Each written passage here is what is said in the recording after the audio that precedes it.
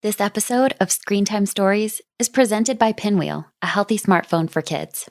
I'm Julie, and as a parent, I'm sometimes overwhelmed by the challenge of raising my kids in the age of screens. You know what I mean? I want our next generation to have control over their technology now and as they grow up into adults. Embracing technology in modern parenting is a must. Our kids will log on whether we like it or not. But are you concerned that you don't have the tools to help your child navigate the digital world? Same here. I started off with a flip phone 20 years ago, and as technology evolved, I had to teach myself how and when to limit my use. In other words, I will unlock my phone to see the forecast, but instead click the Gmail icon, text a couple of people, check the latest news, and set my phone down. Then I remember, what's the weather this week? I don't have the healthiest relationship with screens, and so I want my kids to develop better habits. I'm just a parent that wants to give my kids the best outcome in life, and I wasn't raised with the tools to do that. Through this podcast, I'll learn alongside you as we talk to real parents and industry experts for guidance. Why should we do this together? Because raising kids in the digital age is a lot harder now than it was 20 years ago. Pew Research says that 2/3 of parents in the US feel this added struggle, mainly because of technology like smartphones and social media.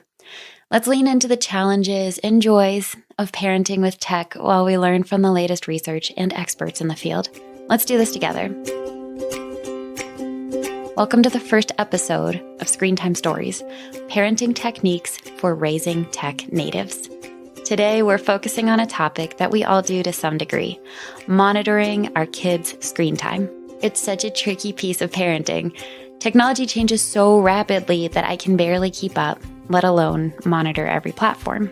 So to help me get a better handle on monitoring devices, I'm talking to a mom in Atlanta named Krystyn to hear how she handles this with her teenage daughters. Then I'll chat with our monitoring expert, Titania Jordan, coincidentally also an Atlanta mom, who is the Chief Parenting Officer for Bark, which is a parental control software company that serves about 6 million kids. They know a lot about this subject.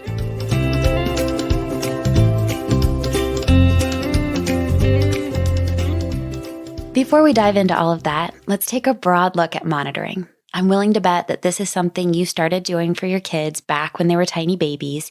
You regulated the amount of time they had in front of screens. The American Academy of Pediatrics used to say no screens for babies under the age of 2, but they updated that standard and now approve video chatting with loved ones that can't be there in person. I want to point out that this follows a trend that you'll start to notice. Not all tech is equal. As technology continues to develop, it's good to keep tabs on the quality of the content that our kids are consuming. Of course, we're not shutting down the remote Zoom call for science class, but it's important for us to consider the value that our kids are getting from each type of technology before we bash it. So limiting low-quality screen time is important, but there are lots of other ways that we can parent our kids in harmony with technology. When our kids ask to play a new game or watch a new movie, we can check out sites like Common Sense Media to get an understanding of whether it'll work for our family. To help keep tabs and regulate their devices, you can purchase special products and software. This is something that, thank God, is growing in popularity. I spent years searching for a smartphone that my son couldn't hack before we found the Pinwheel smartphone while it was still in beta testing. Many parents use the parental control features built into their kids' Android and iPhones, or the parental controls found in the settings of video games like Fortnite. Even certain Wi-Fi routers can block inappropriate content. Just to bring this back to parenting basics though, treat your kids' screen time just like everything else by joining them in what they find interesting. Enjoy spending the time together and then talk about it.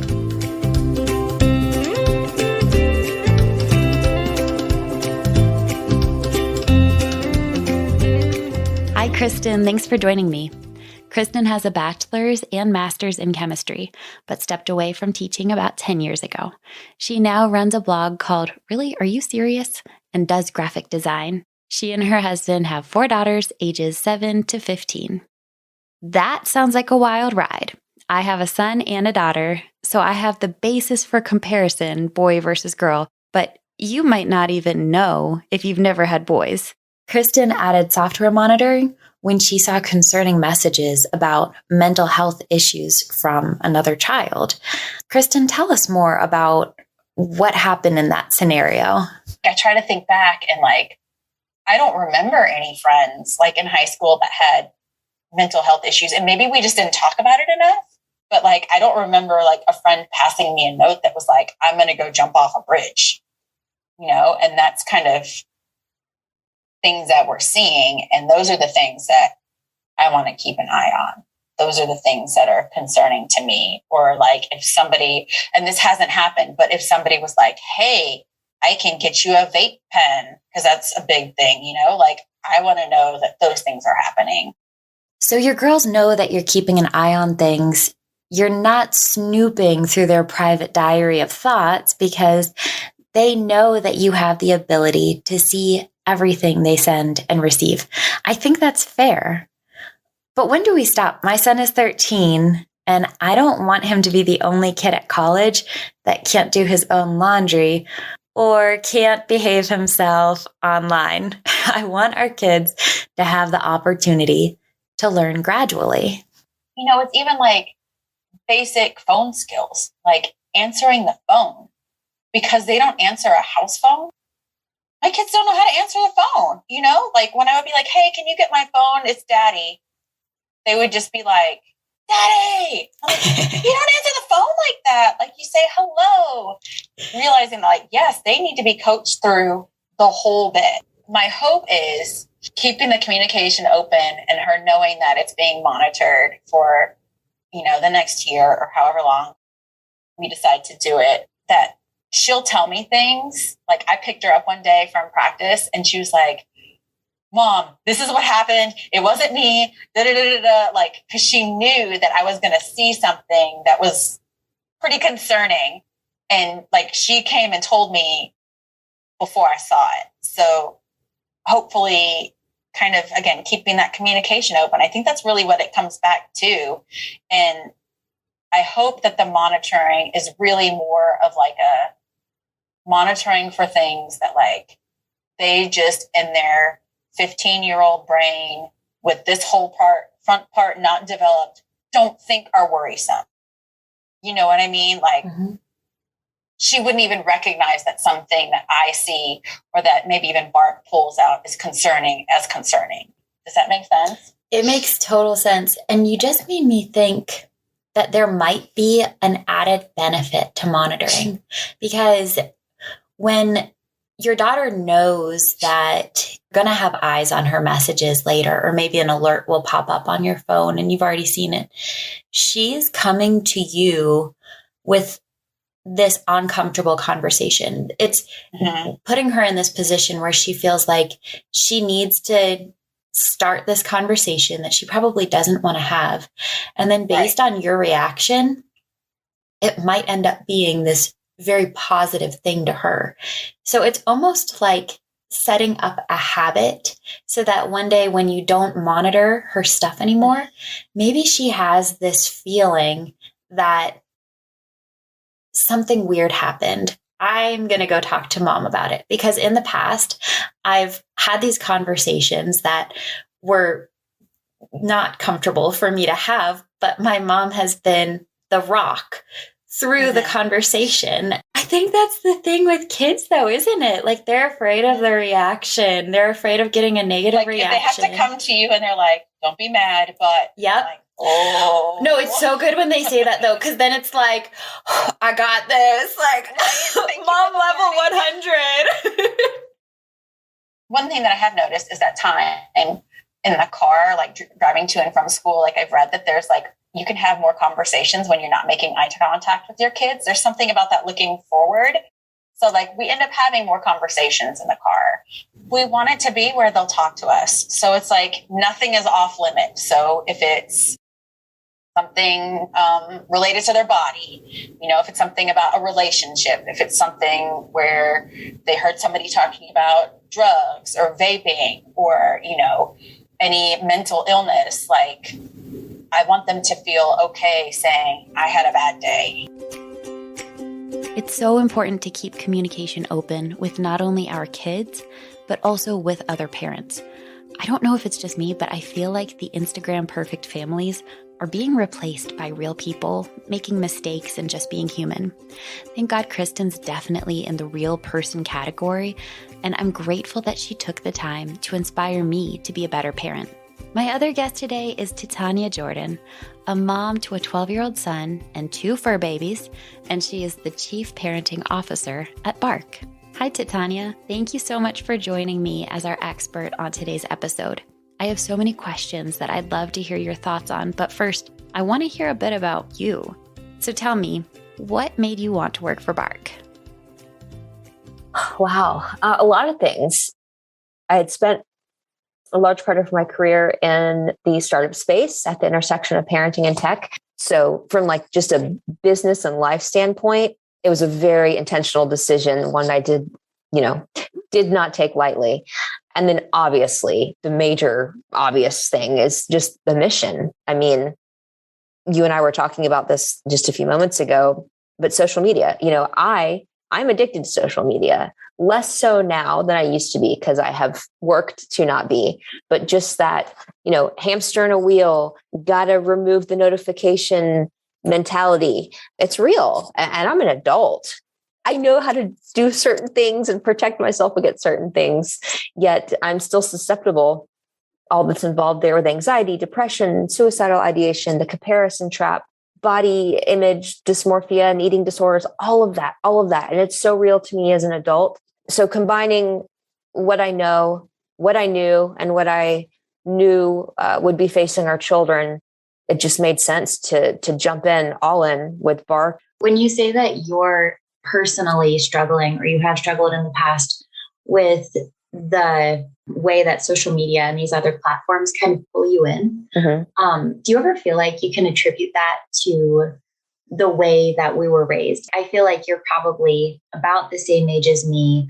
I got a flip phone when I was about 16. And so having the internet and then Facebook and all of these things gradually added onto my phone, this little device I could take anywhere with me. I feel like my parents didn't have the opportunity to role model tech behavior.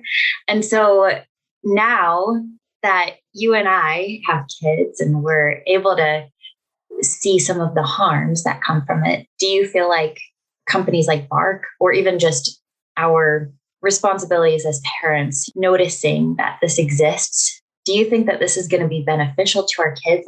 Absolutely. Yeah. I mean, you and I would say a one of a kind generation that is straddling pre and post social media.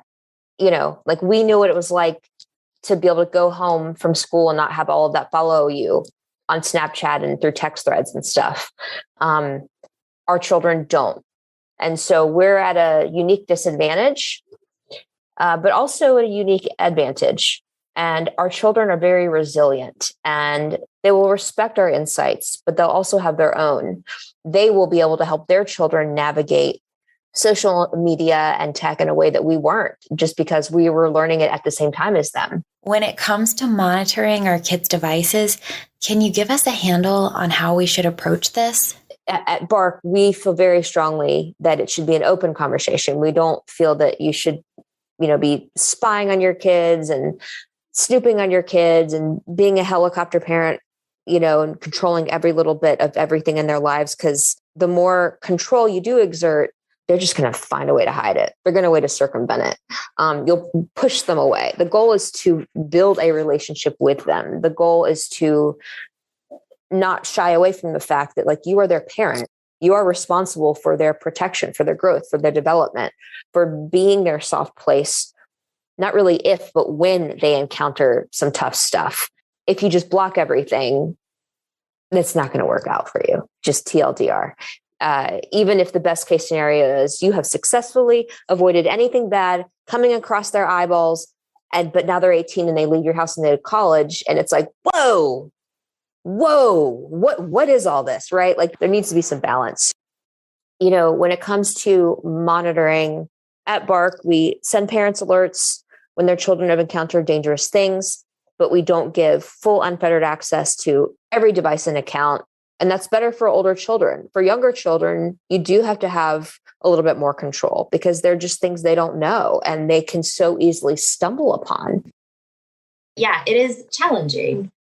That's an understatement. It's challenging as a parent to keep ahead of what my kid has access to, and not only knowing what the most popular apps are and what platforms are dangerous, but then also having to figure out how to use all of these parental controls effectively.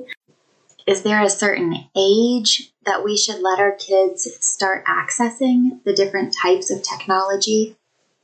When is the right time? And there is no good answer because every child is different. Every child has different, mental health struggles and challenges to overcome, and they just grow and develop at different rates. So it's just not easy. Yeah. And so, like you said a moment ago, it's really about that relationship that you have with your kid.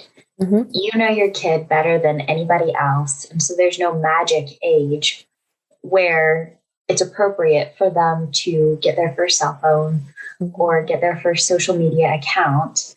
It's really based on the kid, like knowing your kid.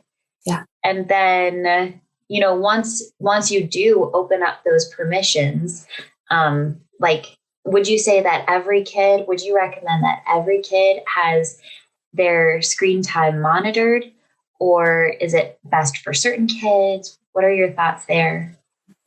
I think it's best for every child to have their screen time monitored within reason.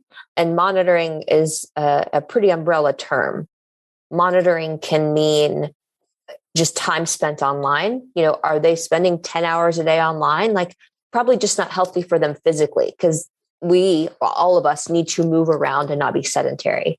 Monitoring can mean access to harmful content, pornographic content. You just filtering the type of content that they have access to. And again, as your child matures and has age-appropriate curiosity, you can dial back some of those implementations that you put in place. Monitoring also encompasses the dangers that are happening. And by dangers, I mean cyberbullying. Are they bullying somebody else? Because P.S., good kids make bad choices. Your kid is not always going to be the victim. They might bully some other kids. Is your child struggling with mental health, or are there peers? And is your child adequately able to support a peer who is anxious, depressed, struggling with suicidal ideation? Probably not. That's why, they have pediatricians and mental health care professionals and school counselors. What about online predation? What about misinformation? Oh my goodness, there's so much misinformation out there now. Scams, phishing, there's just a lot that can happen online. And unless your child has an MBA in digital citizenship, right? You need to monitor it. So monitoring is a very big umbrella term. There's a lot to it. But yes, you are responsible for your child's health and well-being until they are 18, legally. So part of that is their digital world and their digital lives. So you need to be a parent there as well. Sounds like we should keep tabs to some extent on our kids' screen time, which I know will be different for each kid. But this is added pressure as a parent because our kids' devices unlock so many doors that they otherwise wouldn't have access to. You need grace as a parent. Your children need grace. They're going to make mistakes. Their frontal lobes are not fully formed. Think about all the bad choices we made as teens and tweens and young adulthood, maybe even yesterday. We're all, we're human. And so you need to let your child know that no matter what happens, no matter what bad choices they made, mistakes they made, or no matter what bad, terrible thing has maybe been done to them, they are not a bad person. You love them unconditionally, and you'll navigate this with them together. Most children will not come to their parents or caregivers with troublesome issues because, they catastrophize. They're afraid of how it'll be handled, or they just don't want to talk about it. It's uncomfortable. You have to continue to show up and let your child know that it's okay if they make a mistake and you're there for them. I love that sentiment. We're all going to make mistakes. And I know that if I can't extend grace to myself, I won't be able to give it to my kid. I know for me, staying level-headed can be hard when things are going downhill fast. Can you tell us how we should handle that conversation? What did you say to your son? One of the first bark alerts I got, and I think it was profanity. And at the time I was like, oh, I cannot believe, my child said this and those other kids said this. And I just, but I kept it to myself. I had my own internal shock and awe. And then a reality check of like, this is where we are. This is where we are. These are not new things. Like, so what did you do? I spoke to my son and I was like, hey, buddy, I got a bark alert. I'm not going to take away your phone. I'm not going to call anybody's parents, but I just want you to know that I am not the only person who might be getting this sort of alert. Your friends' parents might also get bark alerts. Your friends' parents might not have bark and might go through their kids' phones. You have to know that whatever you're saying to somebody digitally is probably not only going to be seen by just them. Even if they say they're not going to show anybody, even if it's a disappearing message, you just have to pretend like anybody in the world can see what you're saying or doing at any time. And so on that note, these words that were said, these pictures that were sent, these memes that are shared, I know that your insert age here, brain, like can't fully grasp the ramifications, but like, what if grandma saw that? What if your grandma were to read that? You would probably be pretty embarrassed, right? You wouldn't speak that way to her. You wouldn't speak that way to a teacher. You wouldn't speak that way at church. And it's that conversation. It's more than once. I can't just have that conversation once and be like, okay, my kid's going to make good choices from now on. Like, it's going to be a constant reminder. And honestly, there are probably going to be a few instances where he does get in trouble, not necessarily for me, but like, maybe one of his friends' parents sees something that's like, you know what, you can't play with that kid anymore. There will be ramifications for bad choices that are made. And sometimes they'll listen to us and sometimes they just have to experience it for themselves. There is an element there. It's not all dangerous and all scary all the time. No, it's honestly a way to relate, because that is his world. That is his reality. So as much as I'd like for him to be just reading books all day, he's not. And so if I would like to have conversation with my child, I need to try to make it as relevant to his world and his peers' world as possible. Do you have any tips for how parents can stay ahead of their kids in the ever-changing tech landscape? You can't. I'm kidding. Your secret. I mean, bottom line is we've got to give our kids some credit because they really are like little FBI agents. They're like little secret agents and they're figuring stuff out. And that's cool, right? That shows initiative. And I applaud that and I appreciate that. Whenever my son has been able to hack something, I'm like, hey, good job problem solving, but you're still, there are still consequences because you broke the rules. That said, use the internet as your best friend, source of information. If you don't know what something is, if your kid is using words like sus and bro and, dabs, like Google it, figure out what the heck they're talking about. If you see them using an emoji a lot, like figure out what it means. For example, the plate of pasta noodles, they're not the next chef. That could stand for nudes, like send nude photos, right? And so you need to stay on top of these things. I know it's new nudes. It's not anyway. Whole rabbit hole there. Bark has a great blog that gives up-to-date information on the latest trending topics. There's also a couple of Facebook groups, Parenting in a Tech World and Thriving Families, Healthy Tech, where parents can ask each other questions and give each other advice based on their experiences. I'm in both of those. But with the Bark software, it's really neat that Bark actually guides parents. When they send an alert, they also give advice on how to talk through that certain topic with your kids. Yeah, it's because we'll take all the help we can get. It's a new frontier. As parents, we have never had this dynamic to parenting. And so we need help. We need help from parents who have been there and done that. We need help from therapists and mental health experts and child health and wellness professionals. Like we need help. I know I need all of the help I can get. Thank you so much for sharing with us today. My key takeaways are that I need to monitor my kids' devices and keep conversation flowing with lots of grace. And just like with every other piece of parenting, my main goal is to build a relationship with my kids. Just as a fun side note, Krystyn had me crying laughing when she told me about a bark alert she got for the phrase booby trap. We were sitting at home and I got like a bark text alert, and I have it set to go everywhere. So I get like a text message, an email, and an alert in the bark app. And it's like, it didn't say profanity. I think it said like possible sexual reference or something like that. And I was like, what is this? And I look and I was like, wait, this is a conversation with us. What's happening here?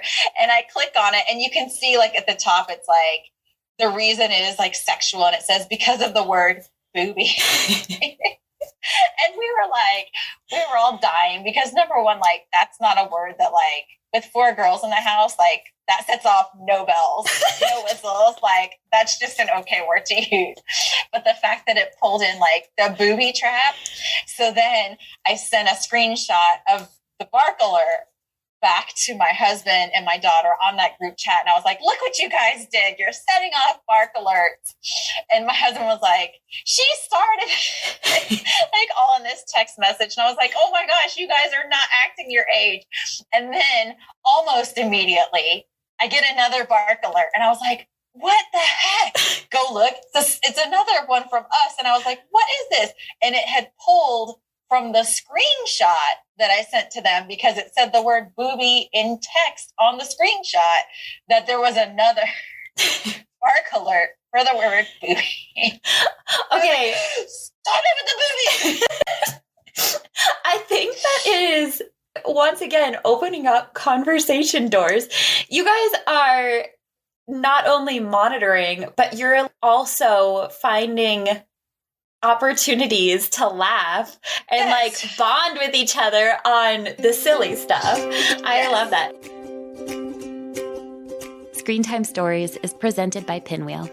Pinwheel reimagined the smartphone experience to support healthy child development, and therapists backed the design by removing web browsers and social media, promoting focus and intention through the interface, and curating dozens of apps to promote wellness. Pinwheel helps children develop healthy, lifelong boundaries with technology. Special thanks to Titania Jordan for giving us her expert insight. You can find out more about Bark by visiting bark.us. Also, thank you to Krystyn for giving us a glimpse into her real life. You can check out her blog, reallyareyouSerious.com. Last, thank you to our story editor, Shelley Delane, for overseeing this episode. And thanks to you for listening. Let me know what challenge with technology your family is facing by emailing me at julie@pinwheel.com. We'll share a new episode next week on social media.